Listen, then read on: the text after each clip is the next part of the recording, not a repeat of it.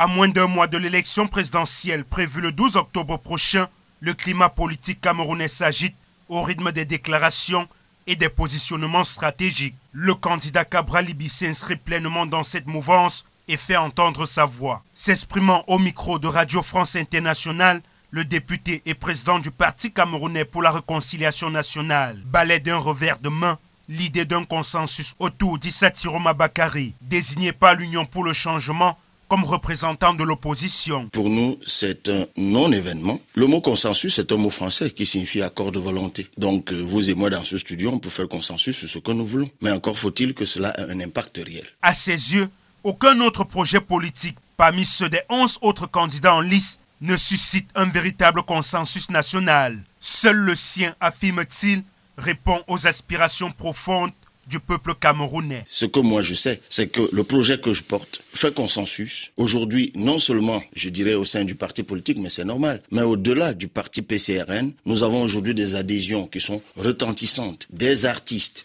des comédiens, des influenceurs, des acteurs de la société civile. Malgré les appels à l'unité et les pressions pour une candidature unique, l'honorable Cabral Libi affirme ne pas envisager se retirer de la course présidentielle.